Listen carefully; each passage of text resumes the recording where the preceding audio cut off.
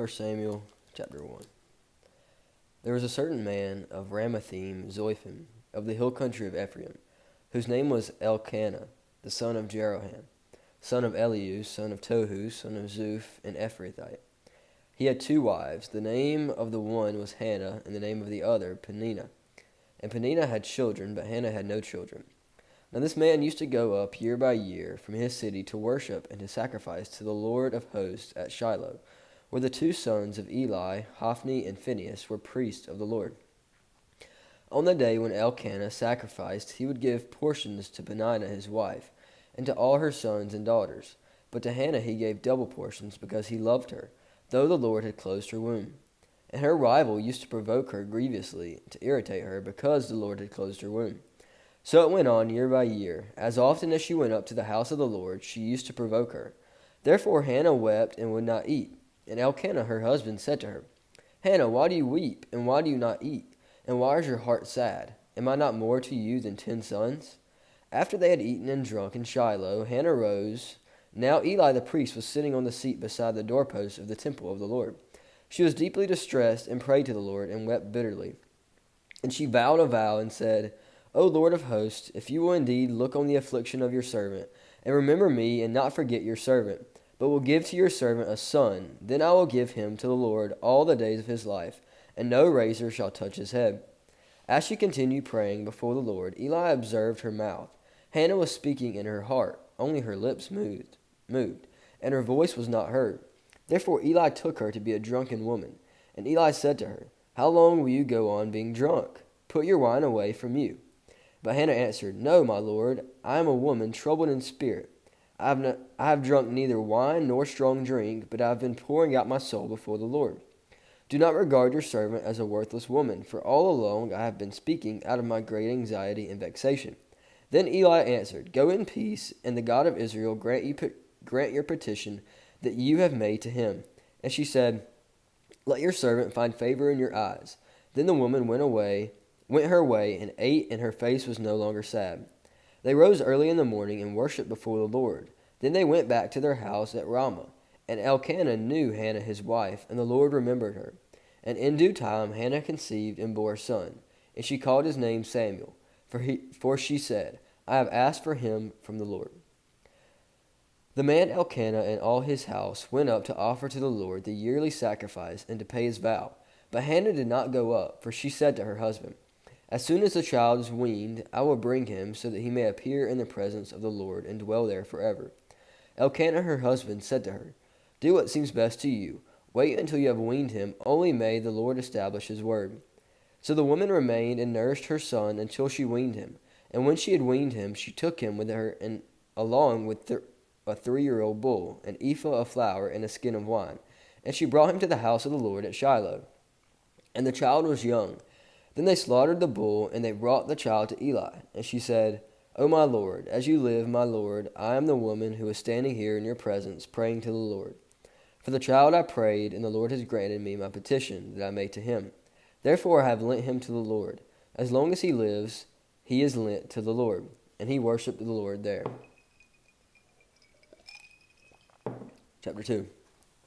And Hannah prayed and said, My heart extols in the Lord. My horn is exalted in the Lord. My mouth derides my enemies, because I rejoice in your salvation. There is none holy like the Lord, for there is none besides you. There is no rock like our God. Talk no more so very proudly. Let not arrogance come from your mouth, for the Lord is a God of knowledge, and by him actions are weighed. The bows of the mighty are broken, but the feeble bind on strength. Those who are full have hired themselves out for bread, but those who are hungry have ceased to hunger. The barren has borne 7, but she who has many children is forlorn. The Lord kills and brings to life. He brings down to Sheol and raises up. The Lord makes poor and makes rich. He brings low and he exalts. He raises up the poor from the dust. He lifts the needy from the ash heap, to make them sit with princes and inherit a seat of honor. For the pillars of the earth are the Lord's, and on them he has set the world. He will guard the feet of his faithful ones, but the wicked shall be cut off in darkness, for not by might shall a man prevail. The adversaries of the Lord shall be broken to pieces. Against them he will thunder in heaven. The Lord will judge the ends of the earth. He will give strength to his king and exalt the horn of his anointed. Then Elkanah went home to Ramah, and the boy was ministering to the Lord in the presence of Eli the priest. Now the sons of Eli were worthless men. They did not know the Lord. The custom of the priest with the people was that when any man offered sacrifice, the priest's servants would come while the meat was boiling with a three-pronged fork in his hand, and he would thrust it into the pan or kettle, or cauldron or pot. All that the fork brought up the priest would take for himself. This is what they did at Shiloh to all the Israelites who came there. Moreover, before the fat was burned, the priest's servant would come and say to the man who was sacrificing, "Give meat for the priest to roast, for he will not accept boiled meat from you, but only raw." And if the man said to him, "Let them burn the fat first, and then take as much as you wish," he would say, "No, you must give it now, and if not, I will take it by force." Thus the sin of the young men was very great in the sight of the Lord, for the men treated the offering of the Lord with contempt. Samuel was ministering before the Lord, a boy clothed with a linen ephod, and his mother used to make for him a little robe and take it to him each year, when she went up with her husband to offer the yearly sacrifice. Then Eli would bless Elkanah and his wife and say, "May the Lord give you children by this woman for the petition she asked of the Lord." So then they would return to their home. Indeed, the Lord visited Hannah, and she conceived and bore 3 sons and 2 daughters, and the boy Samuel grew in the presence of the Lord. Now Eli was very old, and he kept hearing all that his sons were doing to all Israel, and how they lay with the women who were serving at the entrance of the tent of meeting. And he said to them, "Why do you do such things? For I hear your evil dealings from all these people. No, my sons, it is no good report that I hear the people of the Lord spreading abroad. If someone sins against a man, God will mediate for him, but if someone sins against the Lord, who can intercede for him?" But they would not listen to the voice of their father, for it was the will of the Lord to put them to death.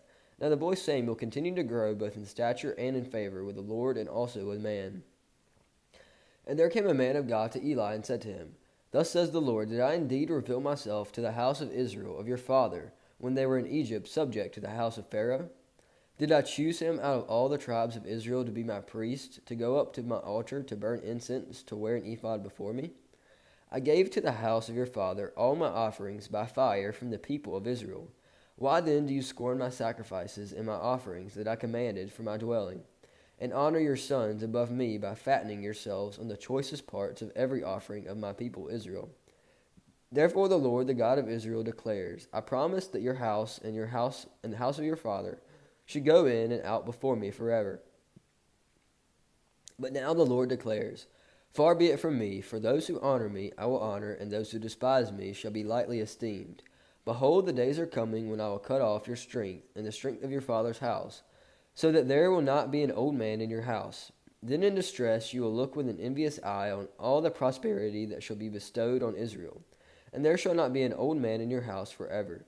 The only one of you whom I will not cut off from my altar shall be spared to weep his eyes out, to grieve his heart, and all the descendants of your house shall die by the sword of men. And this that shall come upon you, your 2 sons, Hophni and Phinehas, shall be the sign to you. Both of them shall die on the same day, and I will raise up for myself a faithful priest, who shall do according to what is in my heart and in my mind. And I will build him a sure house, and he shall go in and out before my anointed forever. And everyone who is left in your house shall come to implore him for a piece of silver or a loaf of bread, and shall say, Please put me in one of the priest's places, that I may eat a morsel of bread. Chapter 3. Now the boy Samuel was ministering to the Lord in the presence of Eli, and the word of the Lord was rare in those days. There was no frequent vision.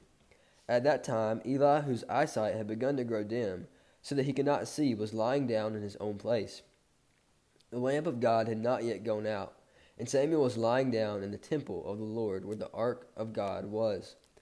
Then the Lord called Samuel, and he said, Here I am, and ran to Eli and said, Here I am, for you called me. But he said, I did not call, lie down again. So he went and lay down. And the Lord called again, Samuel. And Samuel arose and went to Eli and said, Here I am, for you called me. But he said, I did not call, my son, lie down again. Now Samuel did not yet know the Lord, and the word of the Lord had not yet been revealed to him. And the Lord called Samuel again the 3rd time. And he arose and went to Eli and said, Here I am, for you called me." Then Eli perceived that the Lord was calling the boy. Therefore Eli said to Samuel, "Go lie down, and if he calls you, you shall say, 'Speak, Lord, for your servant hears.'" So Samuel went and lay down in his place. And the Lord came and stood, calling as at other times, "Samuel, Samuel." And Samuel said, "Speak, for your servant hears." Then the Lord said to Samuel, "Behold, I am about to do a thing in Israel, at which the two ears of every one who hears it will tingle. On that day I will fulfill against Eli all that I have spoken concerning his house, from beginning to end.